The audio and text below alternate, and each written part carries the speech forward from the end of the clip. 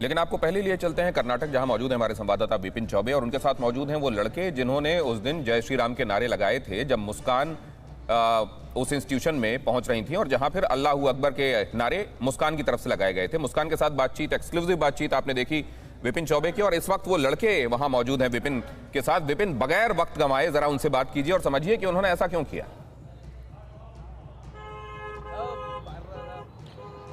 दिनेश, समझिए कि मैं उसी जगह पर खड़ा हूं जहां पर यह प्रोटेस्ट हुआ था। मेरे साथ वही लड़के हैं जो प्रोटेस्ट में शामिल थे और ये वही लड़के हैं जो मुस्कान का रास्ता रोक रहे थे और उसको स्कूल में हिजाब और बुर्के में जाने से रोक रहे थे। ये तमाम लोग हैं और कल आपने देखा होगा जब ये प्रदर्शन कर रहे थे, जब उसका रास्ता रोक रहे थे, तब भी इनके गले में इस तरह का भगवा गमछा था और अभी भी जब ये हमसे बात करने आए हैं तो इनके गले में भगवा गमछा है।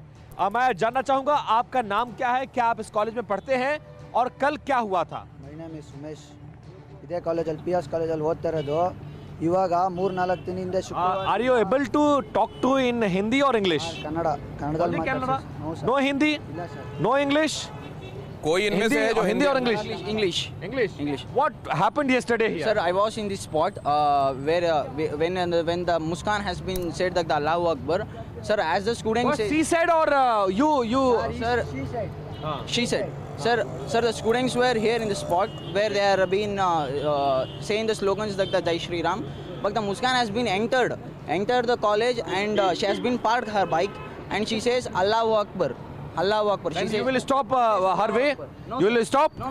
You have right to stop? Sir, no student has been stopped her way and no one has been touched her. The students has been left her to go how she has been entered the class. Until she entered the class, no one has been touched her. No one has been touched her. As the student says. But आप लोग 20 लोग 25 लोग आप लोग मिलके एक लड़की को डरा रहे थे. You are trying to stop her. You were trying to. No. ಏನು ತಡೆದಿಲ್ಲ ಸರ್ ನಾವು. ಅವರೇ ಅಲ್ಲಾಹು ಅಕ್ಬರ್ ಅಂದ್ಬಿಟ್ಟು. Are you able to talk to in Hindi? Kannada sir. Only Canada? Yes, please. Sir, you can see that video. No one has been blocked her. She has been in a proper way.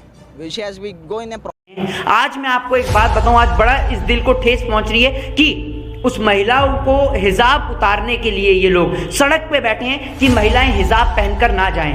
एक बात आप मुझे बताइए, हमारे हिंदू धर्म के अंदर बहन बेटियां जो हैं, हमारी माताएं जो हैं, हमारी बहनें जो हैं, वो सर पे घूंघट रखती हैं, जिसे पल्लू बोलते हैं, वो भी तो सर पे घूंघट रखती हैं। क्या आप उन माताओं बहनों का घूंघट उतरवाएंगे? आप इस धर्म को कितना बदनाम करेंगे? अरे हमारे धर्म में बहन बेटियों को, कन्याओं को पूजा जाता है, कन्याओं को माँ माना जाता है, देवी समान माना जाता है। उन्हें नवरात्रि के 9 दिन देवियों की पूजा की जाती है, लड़कियों की पूजा की जाती है, उन्हें देवी समझा जाता है, माता समझा जाता है। और आप, अरे माता तो कपड़ों में अच्छी लगती है, देवी तो कपड़ों में अच्छी लगती है, वो जितना अपने शरीर को ढकेगी उतना अच्छी लगेगी। आप एक बात मुझे बताइए, इस देश के अंदर चाहे कोई लड़की जीन्स पहने, चाहे कोई लड़की शॉर्ट्स पहने, चाहे कोई लड़की टॉप पहने, चाहे वो लड़की फिर सूट सलवार पहने, वो अपना उसका राइट है कि वो क्या पहनती है और क्या पहनना पसंद करती है। आप नहीं बताएंगे, सरकार नहीं बताएगी कि वो किस तरीके का ड्रेस कोड पहनना पसंद करे। देखिए, मैं भी स्कूल में पढ़ा हूँ, कॉलेज में पढ़ा हूँ, अभी मैं भी लॉ कर रहा हूँ। आप जाइए जामिया मिलिया इस्लामिया में, हमारे स्कूल के टाइम पे आप देखिए, हमारे सारे दोस्त जो मुस्लिम दोस्त हैं वो टोपी लगा के आते थे सर पे। मेरे सिख दोस्त हैं, बहुत सारे मेरे सरदार दोस्त हैं, वो पग बांध के आया करते थे, हम लोग तिलक लगा के जाया करते थे। हमारी कुछ मित्र हैं जो बुर्का पहन के आती थी, हिजाब पहन के आती थी, कभी हमें कोई तकलीफ नहीं हुई। कभी हमारे टीचर ने ये नहीं कहा कि आप कल से हिजाब पहन के नहीं आएंगी, आप कल से बुर्का पहन के नहीं आएंगी, आप कल से पहले ये आपको पत्र देखने को नहीं मिला। पिछले 7 साल में हिंदू खतरे में आया, बहन बेटियों खतरे में आई, मॉब लिंचिंग हुई इस देश के अंदर, इस देश में राम को खतरे में लाया गया, इस देश के अंदर महिलाओं का हिजाब उतरवाया गया, महिलाओं के साथ बलात्कार हुआ, फिर उसके बाद आपने देखा राम के नाम पे राजनीति हुई और अब राम के नाम पे दंगे हो रहे हैं। हिजाब हिंदुओं को मैं बोलना चाहता हूं, जो लड़कों ने जिस तरीके का उपद्रव पहुंचाया कि अकेली लड़की समझ के फ्लावर समझे थे क्या, अकेली लड़की देखकर फ्लावर समझे थे क्या, वो तो फायर निकली और वो फायर ऐसी लगा के गई कि जितने भी वहां पर लोग उपद्रवी भी बैठे हुए थे उन सब के मुंह पर ताला लग गया। राजनीति करने का शौक है, राजनीति करिए, लेकिन आप अगर राजनीति में राम को बदनाम करें और राम को पढ़ते हैं तो राम वो है जिसने नारी के सम्मान में लंका तक की यात्रा तय कर दी, और आप आज नारी को बदनाम करने में लगे हुए हैं, नारी के वस्त्र उतरवाने में लगे हुए हैं। ये देश की संस्कृति को बदनाम करने की तौहीन है और इसको हरगिज ये देश माफ नहीं करेगा। Problem Do you regarding have that. Muslim friends? Yeah, many. Many, right? So are you facing any problem with No, no, hijab? no. So it means you are supporting hijab. Yeah.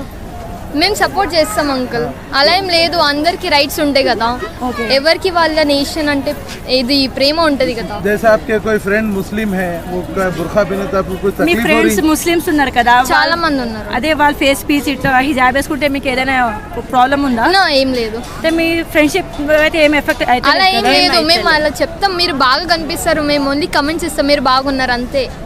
అది లేకుండా మరి ఎట్లా అని చెప్పండి, వాళ్ళకి వాళ్ళది ఇష్టం ఉండాలి కదా. Thank you so much. hijab. So is it mandatory? Okay, मतलब do you have any problem with my hijab? नहीं कोई प्रॉब्लम नहीं है. कोई प्रॉब्लम नहीं. नहीं. So do you have any Muslim friends? You know. नहीं, मैं हम जहाँ पे रहते हैं मेरा मुस्लिम कोई फ्रेंड नहीं है. But still you support hijab. हाँ yes. Okay, thanks. Observing hijab or practicing hijab is our constitutional right as well as a human right. I'm a practitioner, legal practitioner in the courts of Telangana for past 14 years. Believe me, no court till day has stopped us wearing hijab and practicing our profession in the courtrooms, in the court halls, in the court premises.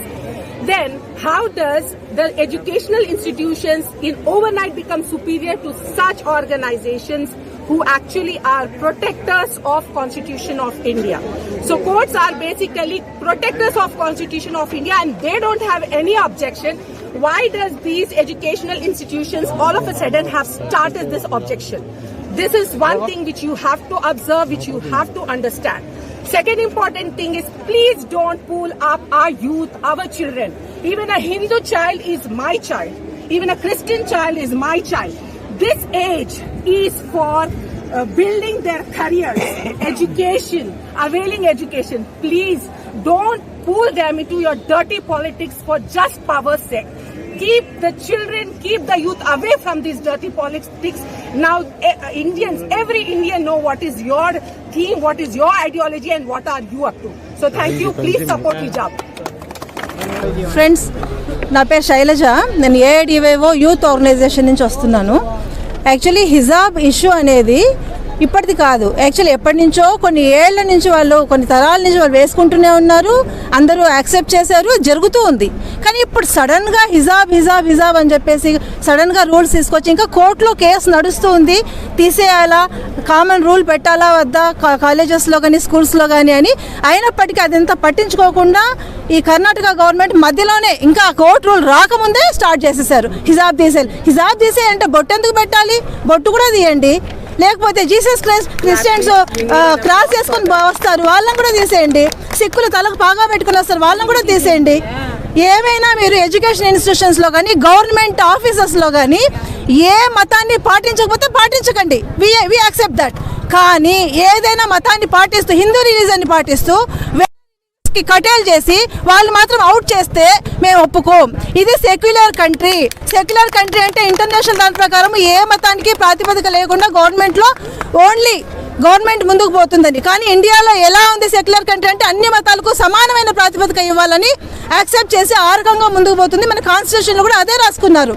అలాంటప్పుడు constitution రైట్స్ని తీసేసే హక్కు ఏ ప్రభుత్వానికి లేదు, ఏ chief మినిస్టర్కి లేదు, ఏ prime మినిస్టర్కి లేదు.